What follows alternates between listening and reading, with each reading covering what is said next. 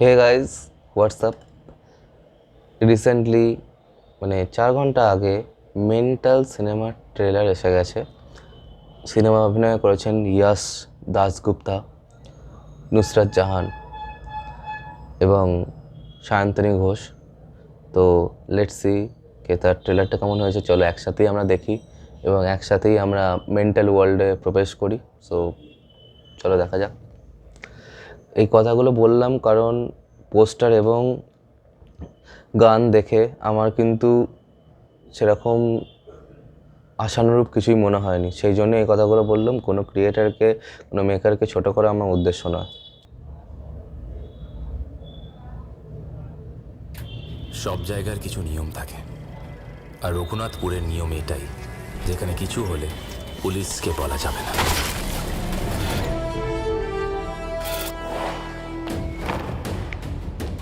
রঘুনাথপুরে জন্মাবার পর আর মৃত্যু পর্যন্ত সবার মুখে খালি একটাই নাম, দিদিমণি। ড্রোন শটটাও খারাপ লাগছে না, ভালোই লাগছে। রঘুনাথপুরে এমন কোনো ইলিগাল বিজনেস নেই যেটার সাথে রুদ্রাণী চৌধুরী আর ওর ভাইরা যুক্ত নয়। ওদের অ্যাকচুয়াল বিজনেস হলো স্মাগলিং আর ওমেন ট্রাফিকিং। নিজেই নিজের বরকে মেরে সেই সিটে সিম্পাথি ভোটে জিতে এমএলএ হয়েছে রুদ্রাণী। Hello sir, coming. ও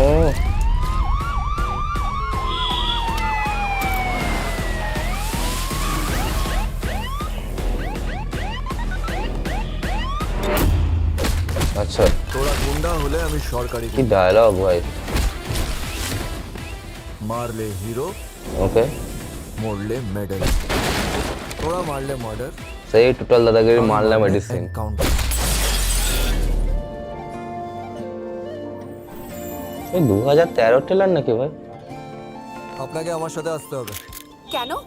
আমি চোর না ডাকাত? আপনি একজন অন ডিউটি পুলিশ অফিসারের মন চুরি করেছেন। ভাই, তুই আমায় প্রমিস কর, তুই আজকালকার এই কারাপ্ট বাজে পুলিশ অফিসারের মতো হবি না। যতটা খারাপ আপনি আমাকে ভাবছেন ততটা আমি না। স্যার, দিদি এসছেন। এই, ইনি কে? আমি তো ভাবলাম আমাদের দিদি। আপনি ভুল মানুষকে অ্যারেস্ট করেছেন অফিসার। জামিনের কাগজ ছাড়া তো আমি ভাইটুকে ছাড়তে পারবো না। সূর্য, এখানে সূর্য উদয়, সূর্য অস্ত আমার কথায় হয়। আজ অবধি সবাই আমাকে নিজের এলাকার থেকে বাইরে ট্রান্সফার করে দিতে চেয়েছে। আপনি প্রথম যে চেয়েছে আমাকে নিজের এলাকায় নিয়ে। কি গান ভাই।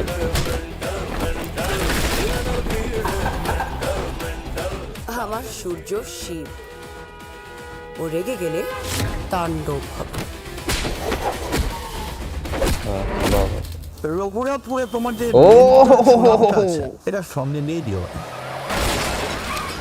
স্যার, সুনাম হোক বা বদনাম, নাম তো সাথে তো যাবেই।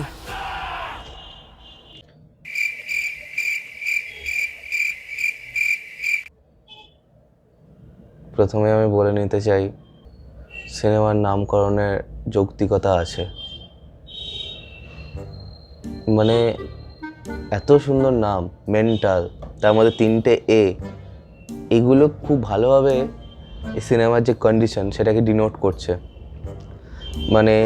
এ 3, 18, 54, 54 বছর বয়সী সমস্ত লোকজনেরা এই সিনেমাটা দেখতে পারবেন, এরকমই এখানে বোঝানোর চেষ্টা করা হয়েছে। এরপরে এই যে সিনেমাটা ডিরেক্ট করেছেন যিনি, বাবা যাদব। হ্যাঁ, বাবা যাদব। এরকম সিনেমা ডিরেক্ট করলে বাবার সাথে তার সম্পর্ক থাকবেই, এটা একটা সাধারণ ব্যাপার। সিনেমায় অভিনয়, লিড চরিত্রে যিনি অভিনয় করেছেন তার সেই একই রকম বাচনভঙ্গি দেখে আমি অভিভূত। 2016 থেকে তার একরকমই কথা শুনে আসছি। এই সিনেমাটা আমাকে 2013 সালের কথা মনে পড়িয়ে দিয়েছে। I am feeling very nostalgic.